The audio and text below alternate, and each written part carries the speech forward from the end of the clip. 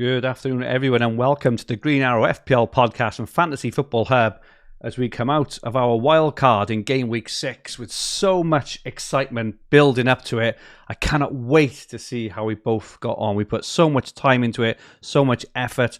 We had the fixture swings, we had the analysis, we had the data, we had the AI. Surely to goodness, we have come out with some massive results here. So I'm really excited. My name is Fergie, and I'm here as usual with Rich Clarke. Rich, how are you?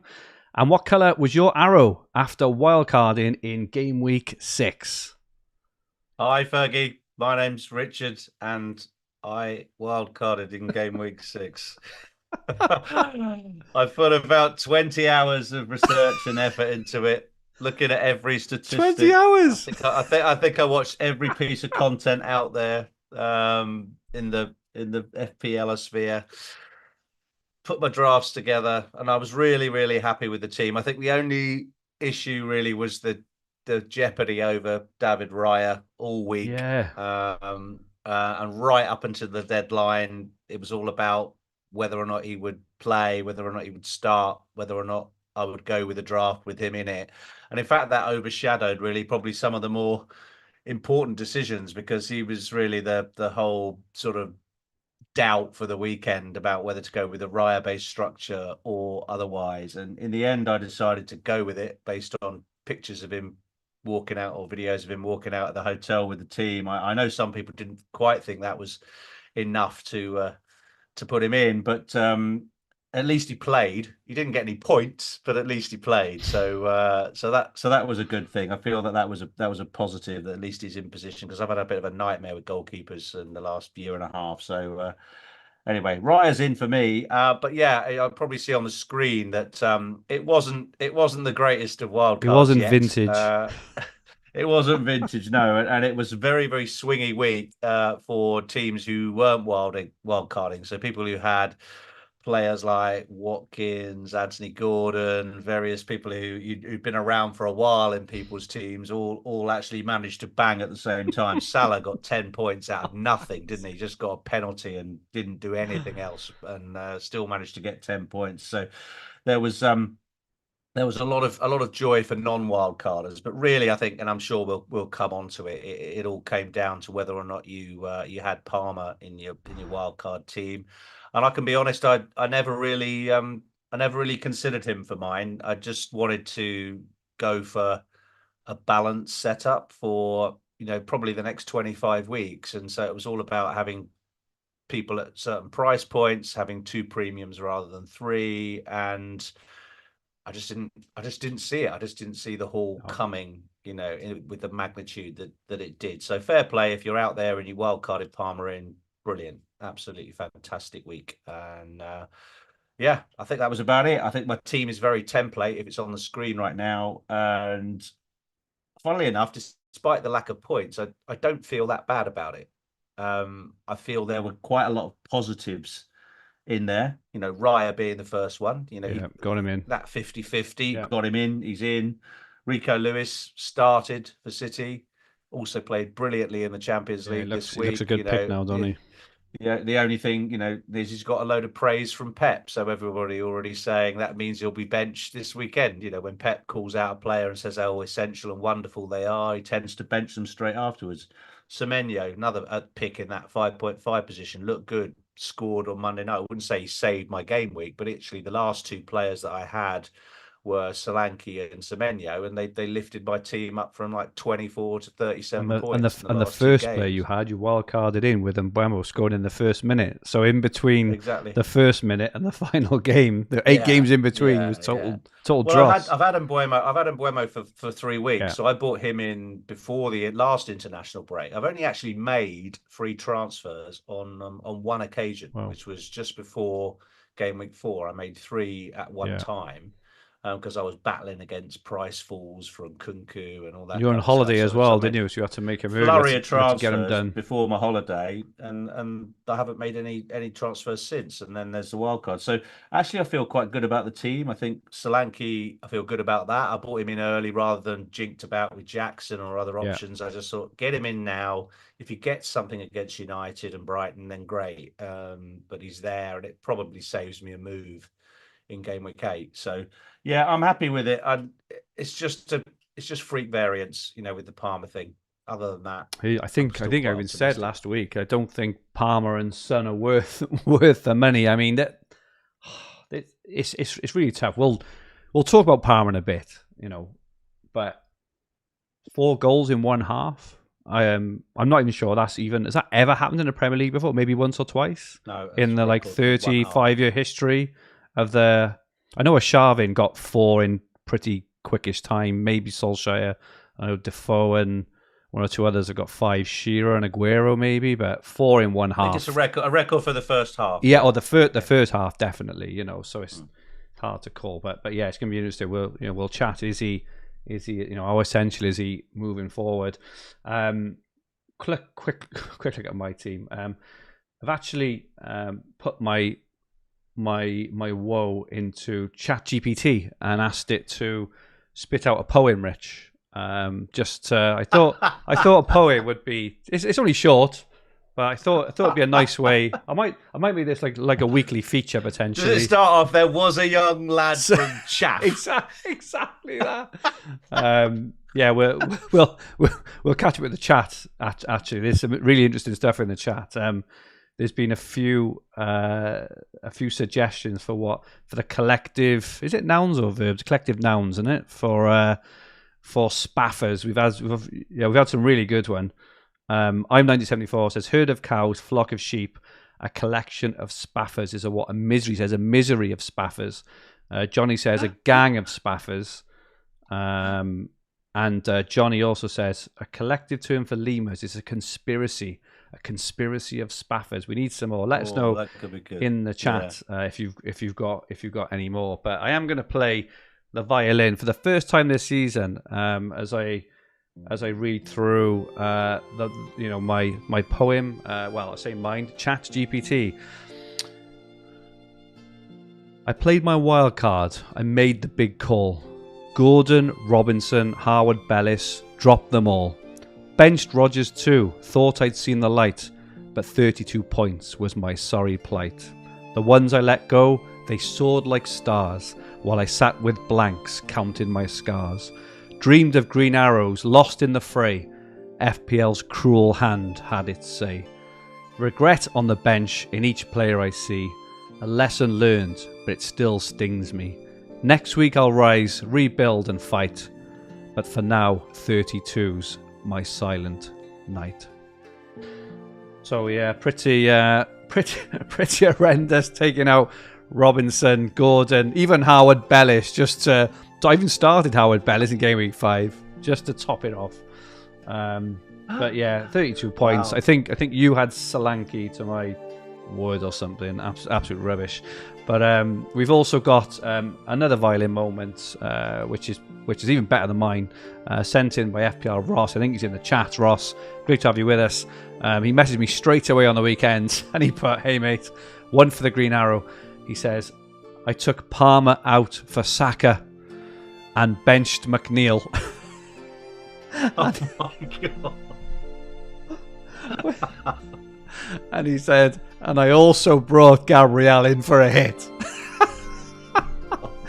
So what's that? That's like 40 points. He says, "I was 22k overall.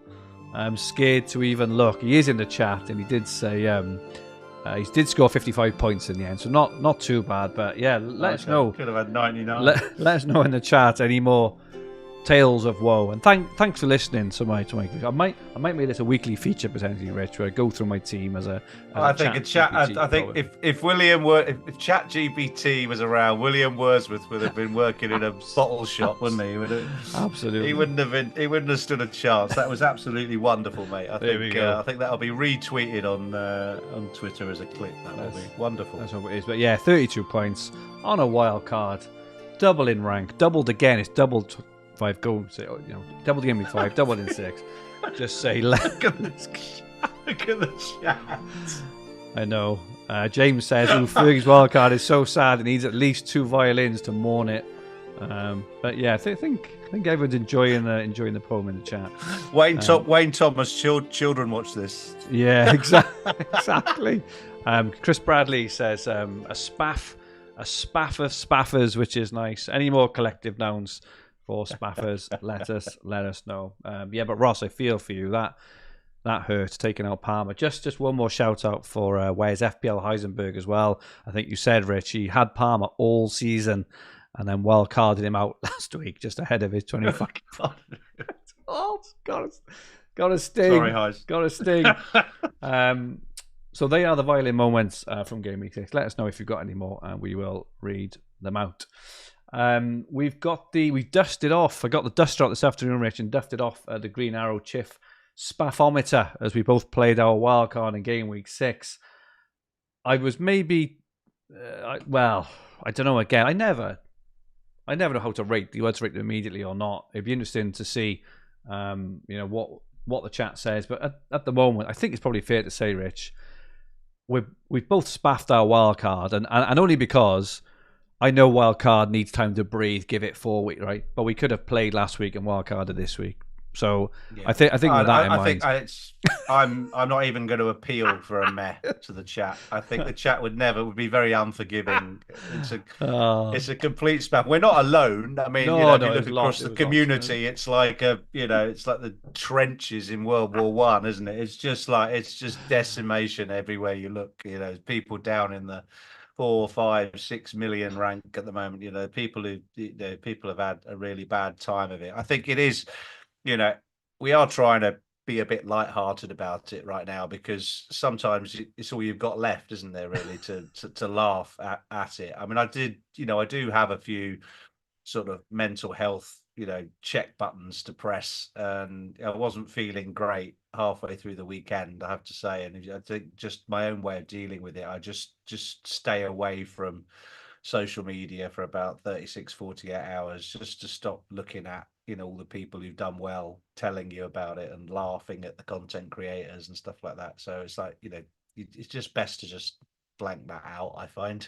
But then come midweek, you re-engage, bit of Champions League, bit of optimism, and you go again. The optimism I get about having such a horrendous week where everything that could possibly go wrong goes wrong. I've been bigging up Dwight McNeil for about 4 game weeks. He was my punt last week, the week before as well. Why didn't you put him in then? So on that one, I mean, because there was so many sort of 5.5 million midfielders. I thought the best 2 of the 3 were probably Rodgers and Semenyo. I did want a bit of Everton attacking cover, rightly or wrongly, and that's why I did DCL. That's why I did for DCL, and that and that was it really. And I also read something that McNeil, basically every shot he'd taken he'd scored so far, so it was unsustainable and all that. But what's even worse about that is the McNeil thing, is the sleeper draft that we are both in as part of the hub team. My opponent Ollie had Dwight McNeil, which eventually cost me the win in that as well. So not only was McNeil's goals kind of detrimental to my own team on FPL, it was also detrimental. I lost my first match in sleeper as well. So it was like just being pounded. You imagine being sort of doubled over and someone just punching me in the stomach, and then doing it again, and then you're just waiting for something, like some random clean sheet or some assist somewhere. Oh no, just another punch in the stomach, just one after the other. It really hurt. But and anyway, like I say, a lot, happened to a lot of people. It's all good, as you said though, and you are absolutely right. Team is looking good. I've got 3 free transfers still, right? So it's not like I'm on the verge. Like normally when I'm freewheeling like this, I've got no transfers, so I start taking hits every week and taking. But I've got 3. I think I'm rolling this week as well, so I'll have 4 free transfers next week. So all is not. It'll be like a small wild card anyway, won't it? If you need it, in your back pocket. So yeah. There's reasons to be optimistic despite the unanimous SPAF rating, and it's a bit early in the season to wheel out the SPAFometer, isn't it? Really, we normally don't get it out till after Christmas, but an early SPAF, a September SPAF. That's quite rare. That is. I like that. A plethora of SPAFers. I like that. I think we can name it. In this show afterwards. I will. I'll have a look so far. I'll have a look in a minute when you're chatting again on ChatGPT, Rich, and I'll look for a collective noun of spaffers and see what comes up. Anyway, the immediate future. We've got the fixture ticker up now from Fantasy Football Hub for the next 4 weeks. We're just going to have a quick look at kind of this week now before the international break, and we take a well-earned breather. But Rich, what's your kind of take, on this coming week? Where should we be attacking? Where should we be focusing, and who should we be targeting? Yeah, I mean, I think they'll argue about saving and or whatever later, but I think if you're going to attack it, I think City, they now have a run of fixtures. They're there. They've got like Fulham at home, Bournemouth at home. They have a run of fixtures going right up to sort of game week 11, 12. I think you're going to run it beyond in the next slide as well. They look really good, and if you haven't already got a City defender in the likes of Lewis, Guardiola, or What a both of finish them by even. Guardiola, by the way. That was Exactly. very cultured. Exactly. I mean, Lewis put up a great performance in the Champions League. Obviously, he's got, yeah, people are saying, oh, he'll be benched now, but that's not based on any evidence at all. He's on form. He's doing everything as Pep says, and he's a very versatile player. Phil Foden scored in the Champions League. Yep. He's played his first 90, and probably odds on a start this weekend. And I think he's not going to stay on the bench. As we look forward, he's going to become a regular again, especially with De Bruyne out. So he's an Do you think he option starts this weekend? to bring in. I think he will. Yeah, Wow. I think Foden will get a start. And he's down to 9.2 million now. So if you're someone like me who's bled a bit of team value early on, and there are many of us out there, he's an opportunity to buy a player at a discount here, and I think he'll rapidly be back up to 9.5 once he's back in the side, and he could be the move to get him in early. So that is a really real upside move. That is, isn't it? Potential upside move. Yeah, potentially. Yeah. I think it's a good shout. It's tips, particularly if we hear, for instance, that say, I mean, I'm like many, I'm one of the ones with Diaz in the team. If he's due a rest and he doesn't start at the weekend, and we might get early team news on that, then you could do two transfers and flip in Foden there rather than trying to stretch the team to get Palmer. I really like that as a move. Ipswich have suddenly emerged as a bit of a useful source for budget picks, budget enablers. Liam Delap, who's one of my sleeper acquisitions. I used the waiver system to bring him in on sleeper. Cheeky one there. I've pinched him over a number of other applicants. Yeah, so Liam Delap is a good buy. Just scored a brace last weekend. Ipswich got a number of nice home fixtures in particular, where I'd be happy to play their assets. They're decent. Yeah. You've got decent fixtures coming. Delap's a great enabler, only 5.5, I think. Maybe gone up to 5-6 now, but and also Leif Davis still looks a great option, and many of us have got Greaves as the 4 million defender. So Ipswich now are worth a look as a source of enablers. Equally, we've talked about McNeil. Everton's fixtures continue right into the distance. You can put up a fixture ticker with 8-9 weeks of fixtures on it, and they don't have a bad fixture now until December, I think it is. So they're great, and they won. They did win last week. So they have potentially started the wrong player. Turn the corner. Yeah, I had DCL. Now DCL, I played him over Rodgers. Will I do the same thing again? I mean, he's the sort of player you'll bench him and he'll get a penalty, or he'll come up with a brace or something and score 13 points from nowhere. I mean, a few seasons ago he was racking up the points early season, wasn't he, Calvert-Lewin? But then since then he hasn't really had a run of fitness or a run of things. So he's still a bit of a troll to me. But I had to have a 6 million option in there. And the thing I like about Calvert-Lewin is, he covers Semenyo, who's in both our teams. He covers him for those difficult fixtures that Semenyo's got in a few weeks. So there's good options with Everton. Everton are second in the ticker for the next 8 game weeks, just behind Brentford. Yeah. And then right at the top, look, you've got Leicester, almost worth a mention for James Justin, who scored an absolute worldie, a goal of the season candidate volley last season. And he also, out of all the pros, I think he's probably the best FPL player out of all of them in terms of his rank history. I don't know if you know that, but James Justin plays quite seriously at FPL. Oh no, I didn't know that. No, but he benched. No, he does. He played his wild card, and he benched himself against Arsenal and scored a brace. Oh, and he had double Arsenal defence as well, I think, didn't he? That's So he right. Yeah, busted the yeah. two Arsenal clean sheets himself. He, Incredible. I do remember yeah, Justin a few years ago being a really good FPL option. He was really good he on the was. bonus points, wasn't he? He used to get He 9 was. points every week if they kept a And clean he got sheet. he got a horrific injury and missed about That's right. 2/3 of the That's right. season Yeah. when he was racking up the points. But yeah, if you want a little bit of a punt, given those fixtures on JJ, he's a good player and has some history for scoring points as well in FPL.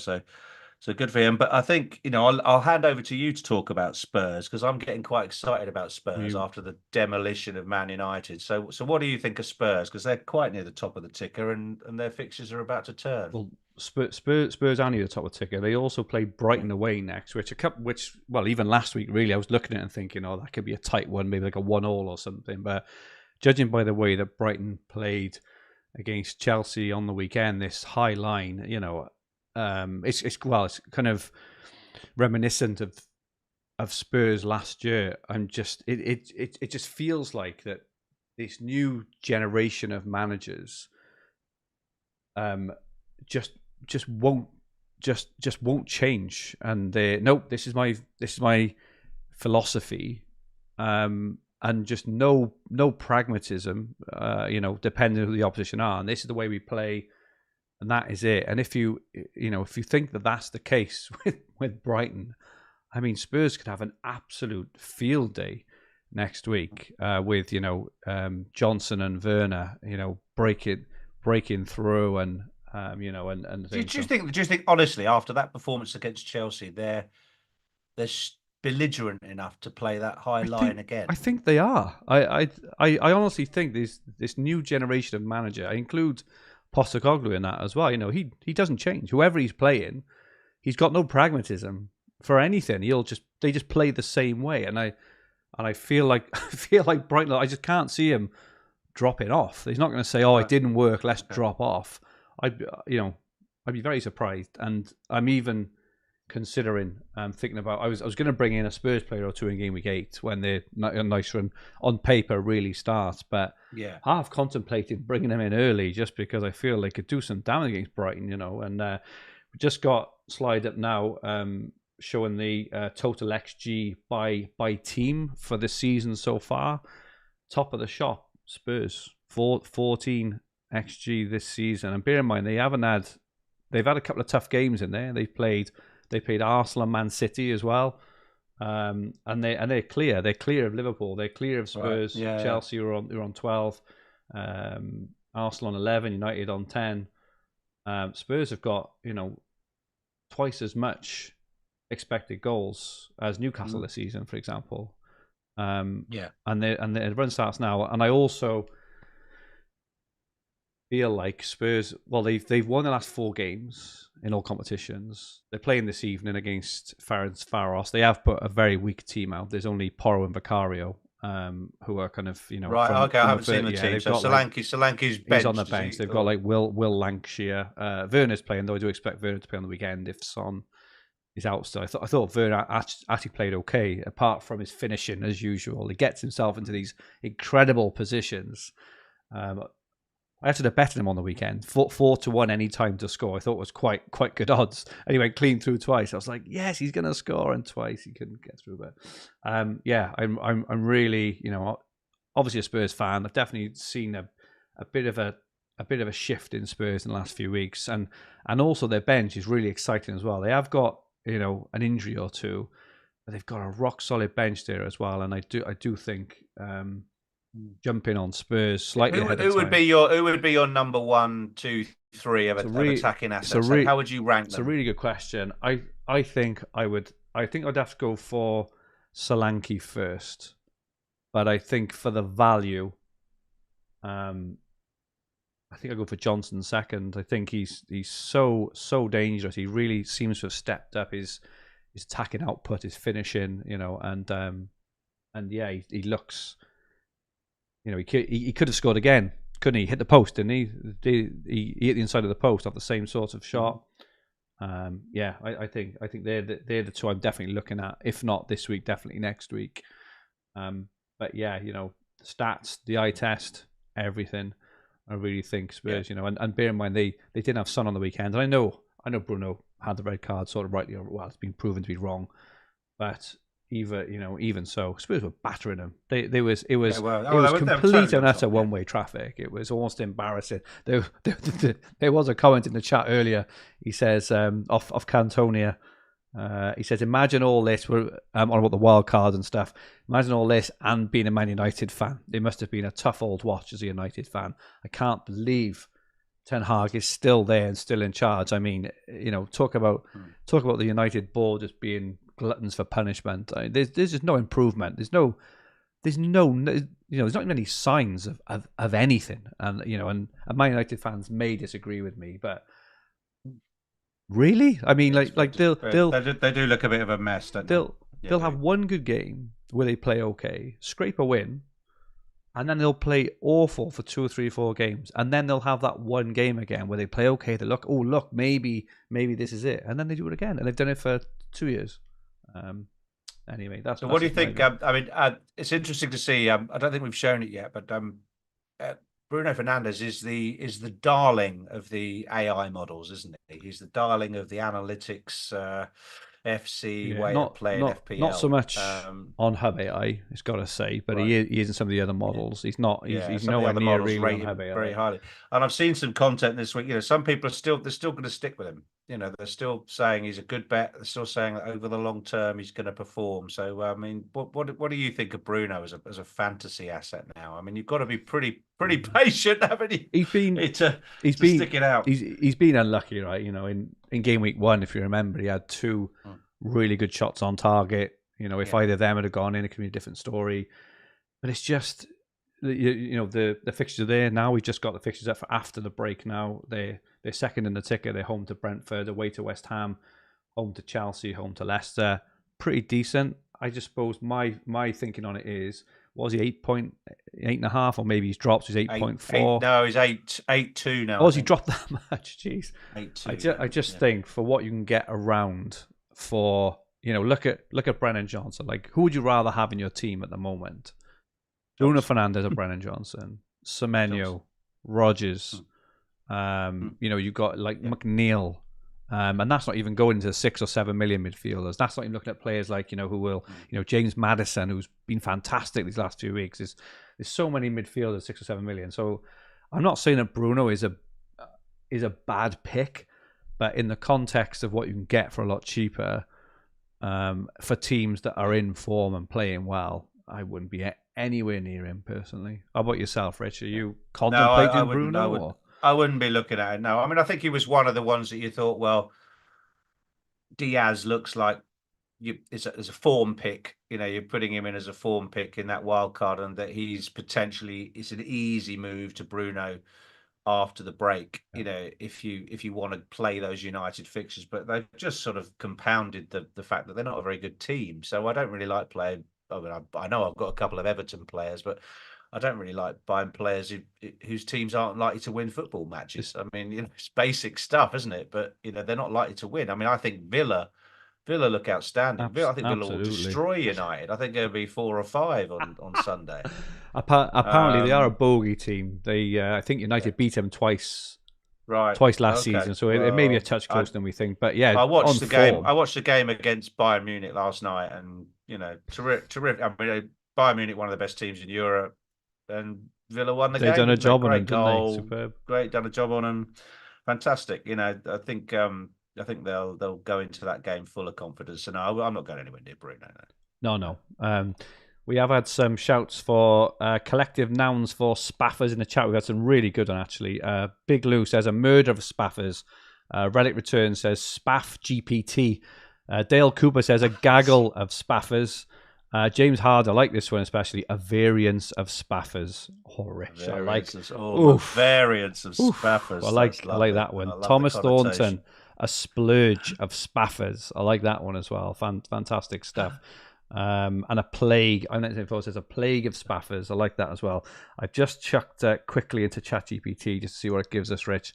A squander of spaffers. I like that one. A wastage of spaffers. A blunder of spaffers.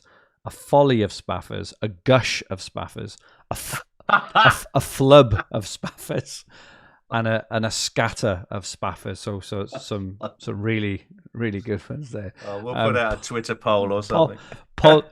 Podnar in the chat says, "I love the objectivity in this stream." If you're talking about Spurs playing really well and United being like bloody awful, I think that's pretty objective. To be fair, that's not subjective. It's just a fact. Look at the scoreline, pal.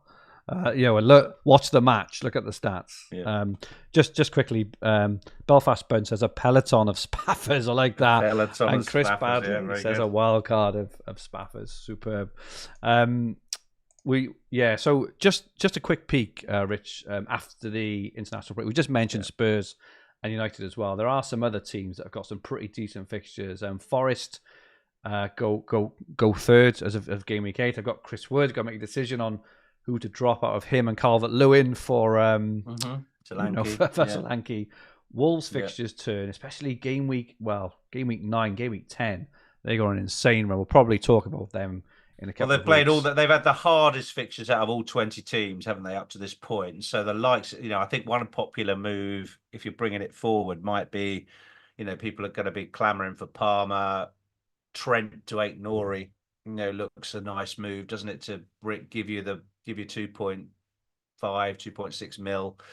That looks a decent move. Cunha, I think, will come onto radars as a in the cheap striker bracket, 6.4, I think he is, or 6.5, and he's going to look really nice. But I'd like to see Wolves actually win a game, and start to perform a little better. They've shown a little bit more grit, but they're just starting to come onto the radar. There, Brentford continue their good run, Ipswich continue their good run. It does turn a little bit, but Spurs really are the ones that I would be targeting. For some reason, I just can't really get a huge amount of enthusiasm for Forest players at the moment. I didn't really consider Wood. I know you had both Calvert-Lewin and Wood, didn't you? And I just can't really. I think Aina seems all right. I hope he does all right against Chelsea, just to stem the flow of Palmer goals this weekend. But looking down my list, I can't really see the key thing is the teams whose fixtures are turning, like Chelsea and Arsenal.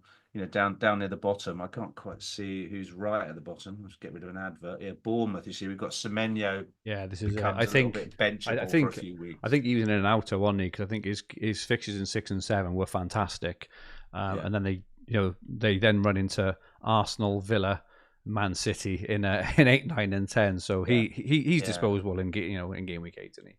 I've got some of your transfer targets up now, Rich. We've mentioned most of them already. Palmer, we'll touch on Palmer a little bit more in a second. Foden, is he really on your radar for this week? Is he someone you're kind of actively contemplating on bringing in, or do you want to see a bit more first? I've got two free transfers. I think if we hear a leak that he's going to start, and we get a leak that Diaz isn't going to start, then one move I could do is Trent to Porro, ahead of those Spurs fixtures, which doesn't feel like a waste, but that would give me the money to do Diaz to Foden, which would be a fairly, attacking couple of free transfers. It does send me into the international break with no free transfers. So it doesn't feel great. I get one more, but I've just come through the last international break having spaffed my 3 free transfers within 24 hours of the deadline. So I went on holiday and I'd already spent all my transfers and had to survive for 2 weeks, having bought Salah and João Pedro, and with that whole experiment and getting rid of Nkunku, and obviously didn't work out. I don't really want to do it again straight away due to some impatience, but I think he is. If you want to play aggressively and you just want to go for it and get Foden before anybody else does, then I do think he's an option. That's the thing with it. I do wonder, Rich, whether maybe not even so much with you. And it is a good point in the chat. We've taken a bit of grief in the chat, but it is fair around how we were quite safe in our wild cards, and we were, and it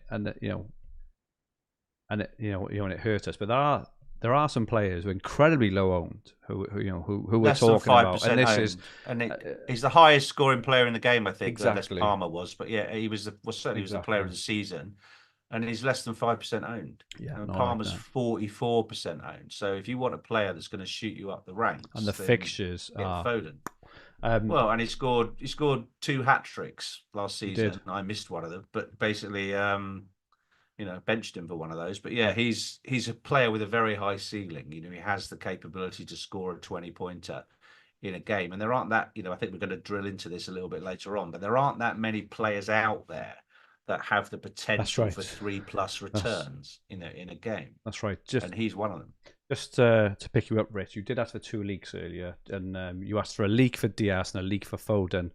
Just in the spirit of collected nouns, if you're asking for 2 leaks, you're asking for a flood. You want a flood of information. A flood of it, yeah. You mentioned Liam Delap, who is in the front. There's also a couple of others. Solanke we've touched on already. Watkins looks back to his best, and Villa are right on the crest of that wave, aren't they? Yeah, I think so. I think Watkins, I had low team value. I'd probably like to have gone Watkins over Solanke, but I just didn't have the money. Yeah.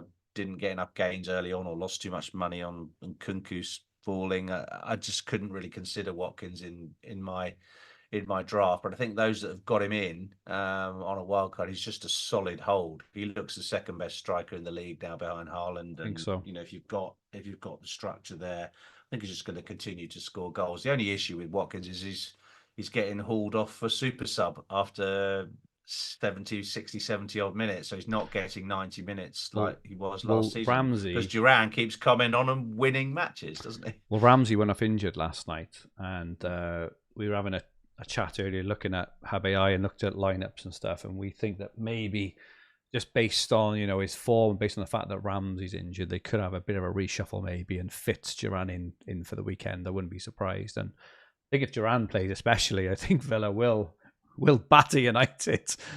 He's just never really seen anything like it in terms of the amount of goals off the bench. Is that 5 goals off the bench? 6, no 6. I think he was. Oh, he's got 5. He's scored about 5 winners, I think, already 5 this winners. season. Incredible. Yeah, amazing. Yeah, I mean Villa just looked great, really great. I mean, if Adam was on, he'd be, he'd still be going on about it, wouldn't he? He'd be on the floor. I'm sure he was there. I'm sure he was there last night. And if you are listening, Adam, I hope you had a great night. Absolutely, certainly I'm sure he the did. stadium was banging. It was that rocking. For sure. You're right. Yeah. Mikel in the chat put Cole Palmer is at the back of this picture. I think Palmer should stand in the front. Well, that is because, Mikel, our next slide is all about Cole Palmer. How essential is Palmer? Look at his last 6 games, the 6 games of the season. Game week 1, 2 points. Game week 2, 17. Game week 3, 6. Game week 4, 3. Game week 5, 8 points. Game week 6, 25 points. We've said how special he is before. I mean, what a talent, what a player.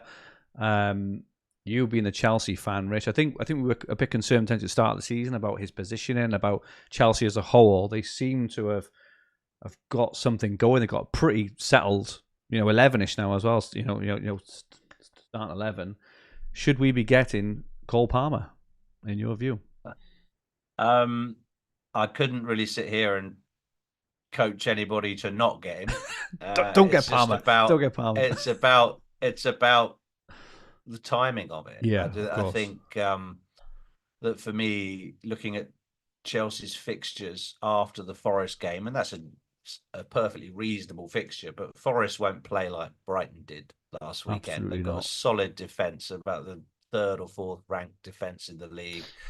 They'll have seen what happened to Brighton, and they'll double down, and Chelsea won't just be able to flood forward like they did against Brighton. So I expect a tighter game. I mean, Palmer could obviously do well in any game. I think when I watched the highlights back, I just thought he does look he looks an incredible talent. He looks like he's got about a second longer than any of the other players on the pitch. It's like everything else has slowed down, and he's got time to do exactly what he wants with the ball. He's just got that ability to create that extra half a second for himself to do what he likes. And I think that is incredible confidence. And he plays with trying to think of the right adjective, a kind of a nonchalance about his play that is nonchalance of incredible. Spaffers.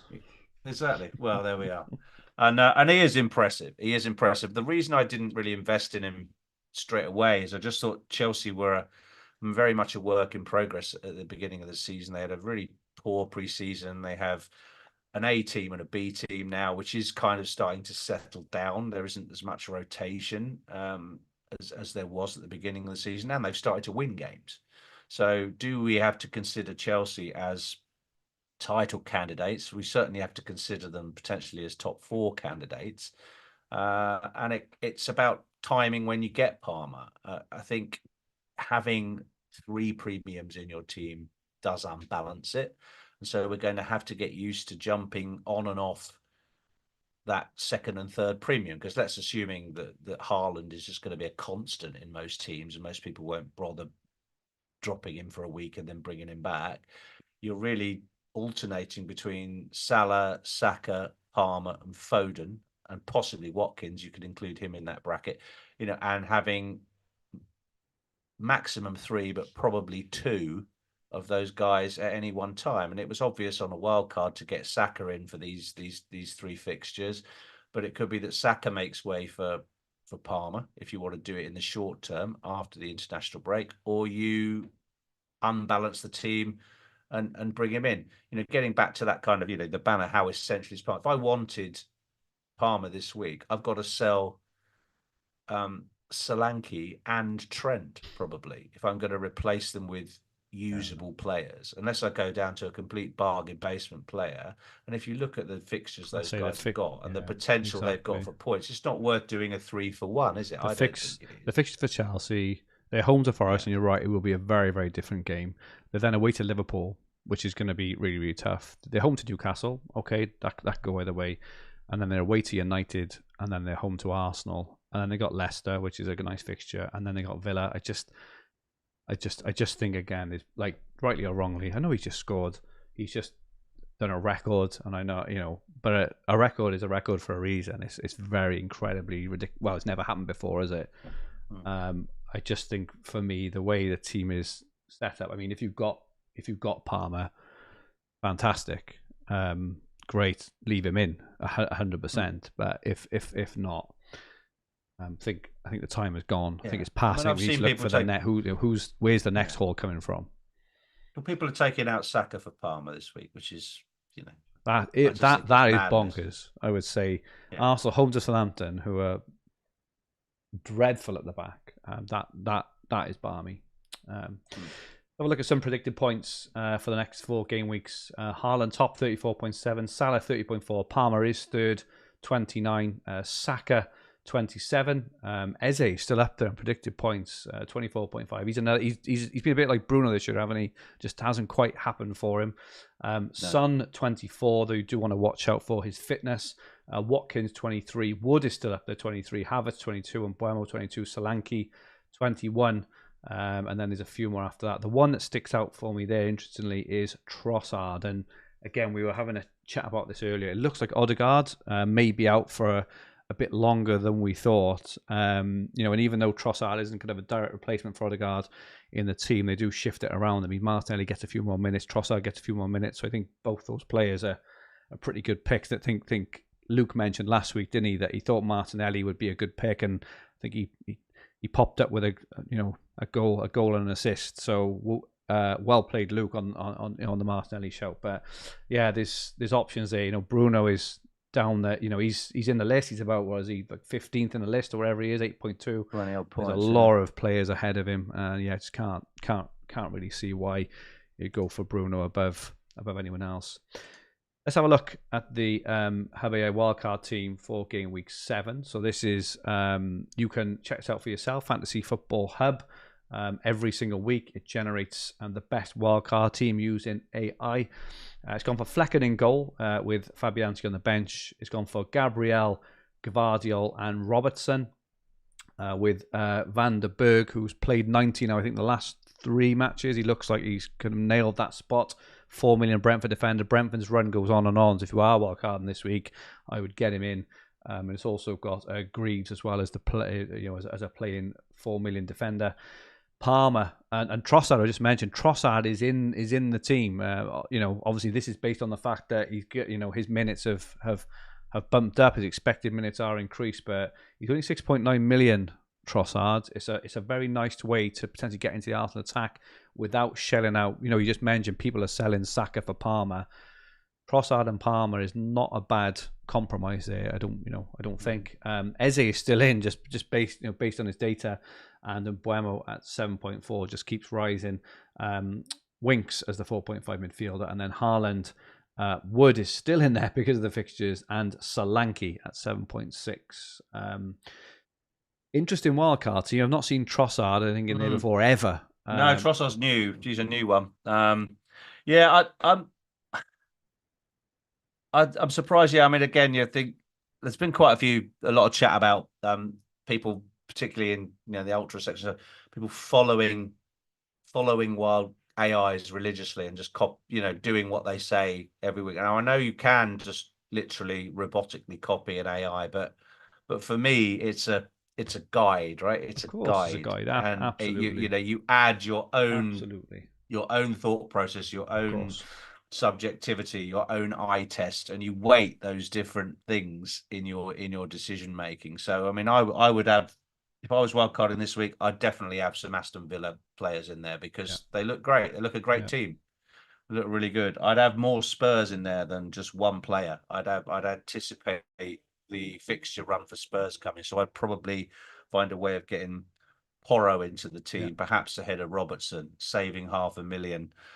That kind of thing. And I'd consider maybe Johnson over Trossard for the similar sort of price. I'd just look at the fixtures because I predominantly am a fixtures manager. Same. And I know the AI takes fixtures into account, but it weighs heavy on expected minutes, doesn't it? As it has quite a high weighting for players that are going to play a lot of minutes. So yeah, it's there, but just I wouldn't just say like that's it, that's the team, that's the best team, and go with it. It's I like I like it that it's shown Trossard and Palmer, and this is what it does. It just shows you maybe different ways of getting to a solution if you're struggling. If you really want Palmer, you can't get Palmer.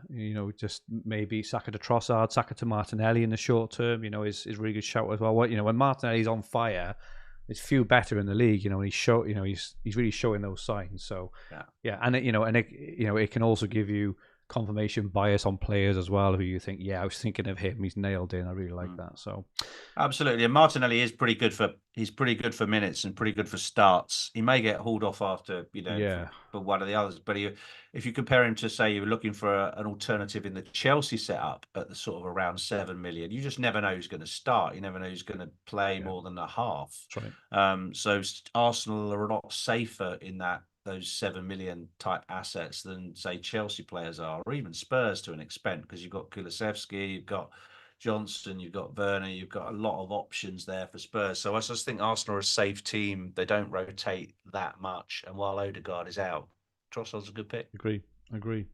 Let's have a look at game week 7, and we're going to look at some stats and some captaincy goals this week. Interestingly, I found this quite surprising, but again, according to Fantasy Football Hub, the team predicted to score the most goals this week is Arsenal home to Southampton, 2.33, followed by Chelsea at home to Forest, 2.28, followed by Man City, only 1.95 against Fulham, which is interesting. Fulham must be pretty, have pretty decent underlying defensive data. I know they kept a clean sheet last week.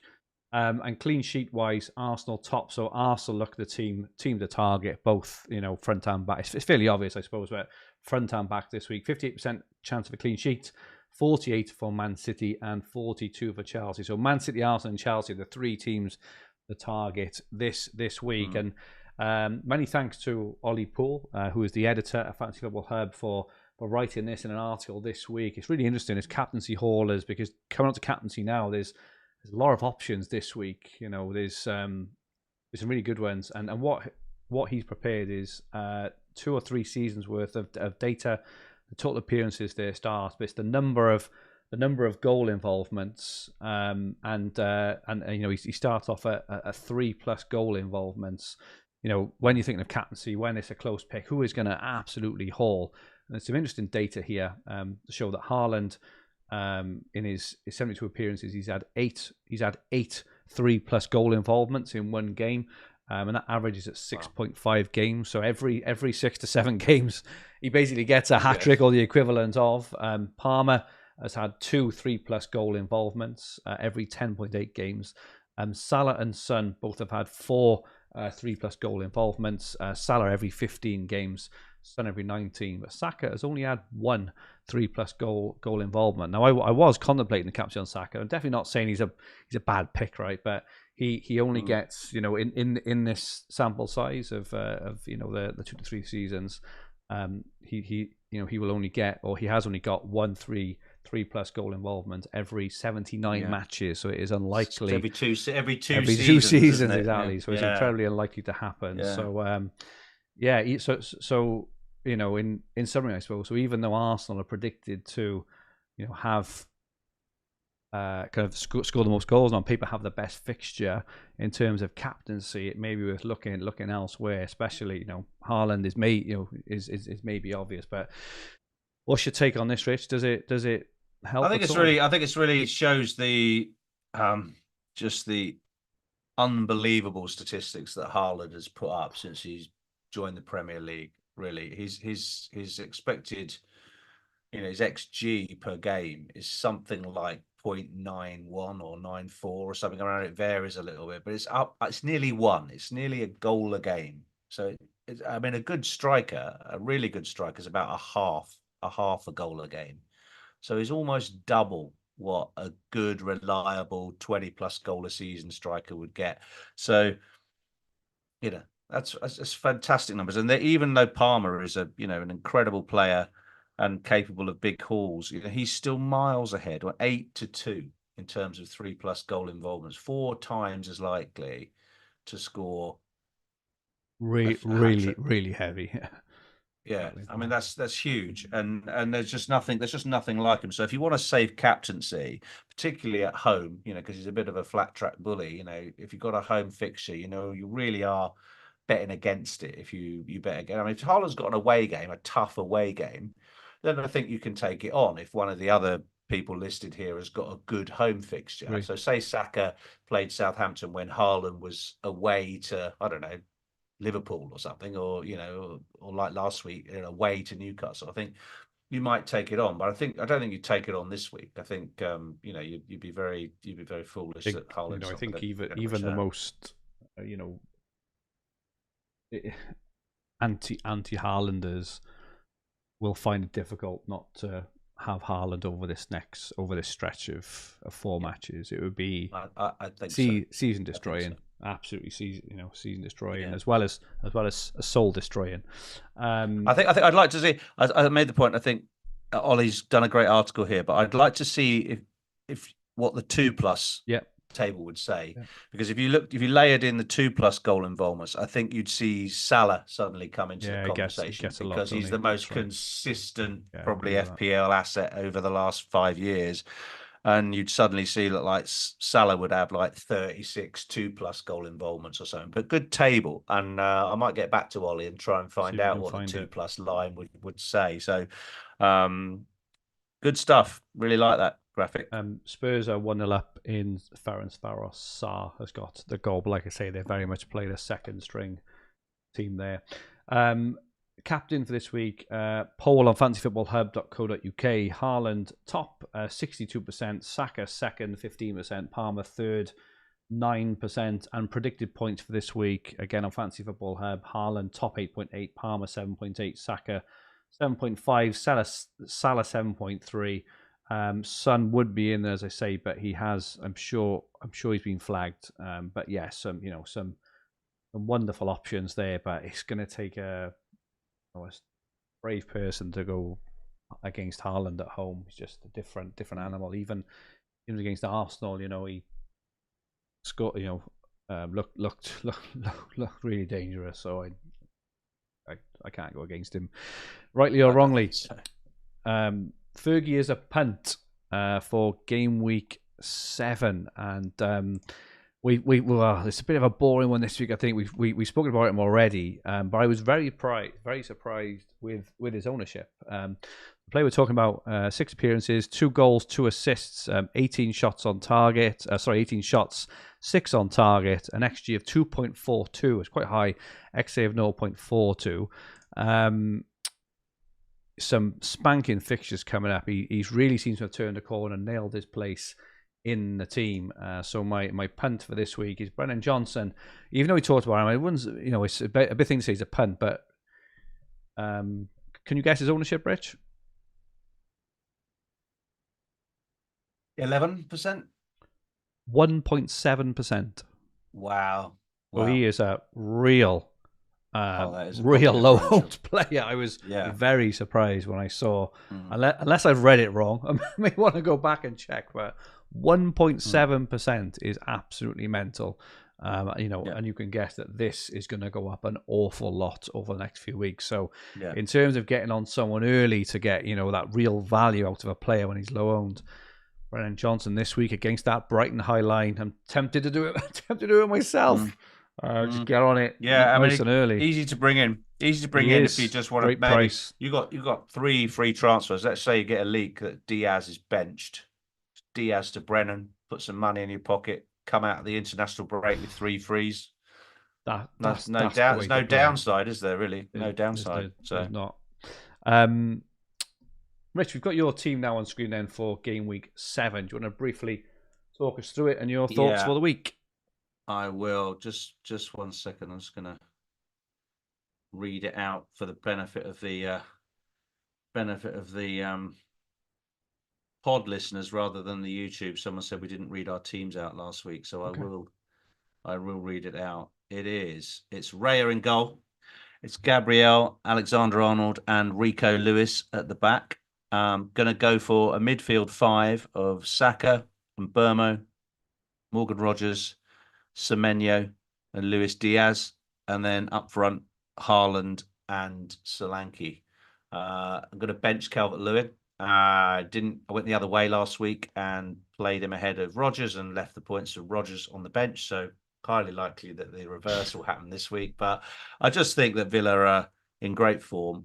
I can't see Rogers getting dropped. I think if they'll continue with the Duran and Watkins, Hokey-Cokey, and that Rogers is has got returns in him. So I'm going to play him over Calvert-Lewin. I've still got Mikalenko as cover if Lewis doesn't make it, and he has a good fixture against Newcastle, and Greaves is also fit and playing. I mean, the good thing about this wildcard team is that I haven't got any injuries at the moment, which is fabulous, and it just allows me to save a transfer and, as I say, have 3 on the other side of the international break. I'd only be tempted, I think, with the Foden move if we hear, say, Trent is also benched or something. Suddenly both Liverpool assets are benched. And suddenly I might think, okay, well, that's worth swapping to Porro and Foden. There's an upside there, Foden would be a double move, I'd do. Exactly. But it's a little bit early in the season, and I'm not done with Trent yet. I still think he's a solid hold, and I like him for this week. I still think Diaz got 70 minutes last night. People saying, oh, definitely been benched. Gakpo's going to start. We don't know that. He got taken off at 70 minutes, so I think he'll be okay. So I like the team, and it's an easy role for me, really, Ferg. I think so. Yeah. Recommended transfers this week: Diaz to Eze. Diaz's minutes, are a concern. It still fancies Eze. I mean, I say his underlying data is really good, but there are shinier toys for sure. And that enables a Lewis to Gvardiol again, just an ex-Mins thing. Gvardiol is pretty nailed, whereas Lewis will probably get the odd bench in, but doesn't look too enticing. There, not going to sell Lewis. He looks like he was a great pick. I think we've got him at like 65 minutes, and it's only because we're going to do an average over the 5 weeks, so that's why it's kind of not really fancying him for heavy points returns over the week, but. Yeah. I think Eze's going to come good. It's just Palace don't look that great, do they, at the moment as a team? They're down in the bottom, and he's just carrying them a bit. He's just underperforming a little bit. He'll come good if you're patient, but there's a lot of choice in that 6.5-7 million bracket at the moment. And I think, as you said, Johnson is probably the shout at that price. Ash J says an omni shambles of spaffers. Nice. Like that one's all very good. My team, Flecken in goal, Gabriel, Saliba, Trent. So on this, I've got Lewis is on the bench. We're definitely going to start Lewis, probably ahead of Wood, which means I'll be on a 4-5-1, which I haven't done many times, but I think that's a Yeah, I think pretty that's good, right, actually. pretty good defense. Saka and Buemo, Rogers, Semenyo, Luis Diaz, and Haaland. I've got 1.1 million in the bank. I did save some money back to make it a bit easier to get to Solanke. If we get news Diaz is benched, I will probably do Diaz to Johnson. I think will be the move this week, which will enable a move next week pretty easily from either Wood or Calvert-Lewin to Solanke. So yeah, I think as it stands, I think I actually like Wood still. Not this week, but from Gameweek 8 onwards, I think I actually prefer Wood over Calvert-Lewin. Home to Palace, away to Leicester. I like those. Whereas Calvert-Lewin's away to Ipswich, home to Fulham, who have both kept clean sheets of late. So at the moment, my rough plan is to go Calvert-Lewin to Solanke in Game Week 8, I think, and keep Wood. I don't know if I'll start him every week, but yeah. I think you're just going with that. Calvert-Lewin just provides really good cover for those Semenyo fixtures. So as long as, if Wood does as well, then you're fine. But I haven't really checked the Forest side, but I know that Calvert-Lewin has good fixtures while Semenyo can be benched. So yeah, that's right. Are you two though? You're going to go Rogers over either of them? Oh, definitely. I think Semenyo is a 2 or 3 week punt. I think Bournemouth's fixtures after the break are very stiff. They go into 4 or 5 really difficult fixtures. So while he's a fantastic player, he's having a great season. I just can't see him scoring. They got Arsenal, Villa, Man City, and Liverpool in like 4 of the 5 games or something along those lines. They're really tough. So, really good comment in the chat. I'm not before says AI on the source again, and big tips says FFS. Rico to Gvardiol is about as spicy as a chicken mushroom pot noodle. I like that. Very, very good stuff. Very good. Interestingly, my recommended transfers are, so I've got 3. So it's saying Lewis to Van der Berg, Trent to... What? No, listen to this. Trent to Gvardiol, and which enables Luis Diaz right all the way up to Cole Palmer. So that's right. where it's enabling. Okay. So that's where it's recommended. It's not a bad use of the transfers, is it? It's quite well thought out. I wouldn't necessarily have thought. Lewis to Van der Berg feels absolutely ridiculous with that run of fixtures coming for Man City, doesn't it? We're assuming he's playing. Like I say, he is on 65 minutes, so it is looking at it's looking at that. Apologies about adverts, but Belfast Bunch just said we've had 3 adverts during this stream. I need to find a way to switch them off. So apologies for that. I really do apologize for those. Are not meant to play that many for sure. Big tips after his chicken mushroom pot noodle comment says bon appetit, gents. I like that. Very, very good. Superb stuff. No, very good. If you wanted to save a transfer there, I think yours is still on the screen. Presumably you could just go Alexander-Arnold to Vandenberg, hold Lewis, and then do Diaz to Palmer. And that's just a 2 transfer move.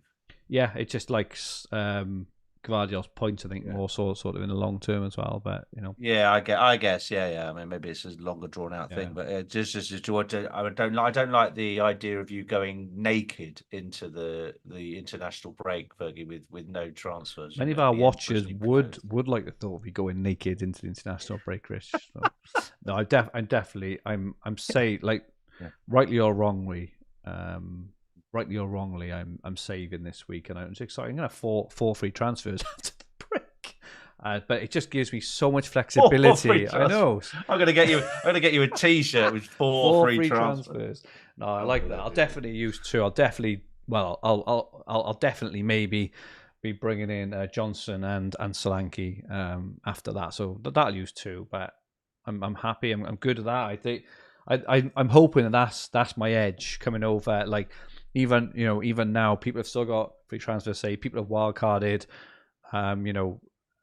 people are running out though of free transfers. So I'm hoping my edge will be that when the game swings again in game week 10, for example, and people are only making one transfer again, I'll have 2 or 3, so I can I can be I can get to Cunha, for example, really quickly and easily while still getting staying ahead of the curve, which.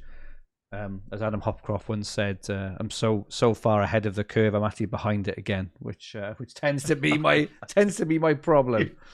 You've lapped yourself, basically. Exactly that. Yeah, apologies. Man has also said YouTube taking the living mick with adverts. I do apologise for that. I will get them switched off or at least reduced. So apologies for that, everyone. But that is it from us this week. Thank you so much to everyone who joined in the chat. Those who watch it back and those listening on the podcast version, your support is very much appreciated. And thank you so much, everyone. Obviously we've had terrible game weeks, but have a bit of fun. We all have it, and yeah, we're feeling good going into the weekend. Rich, thank you so much as usual. Where can people get hold of you? At Rich Clarke FPL on Twitter. And my handle is at FFH_Fergie. This podcast video will be on the Fantasy Football Hub YouTube channel, where the podcast version is available on all major podcast platforms. If you like what you watched, please press the like button. If you haven't pressed the like button, please do. We really appreciate it. And if you haven't already, remember to subscribe to the channel in the bottom right-hand corner of the screen. If you enjoyed your listen, please rate the podcast and leave a comment. We'll be back in 2 weeks to preview game week 8. In the meantime, we hope you have a fantastic game week 7. Enjoy the international break, and may all your arrows be green. Good night, all.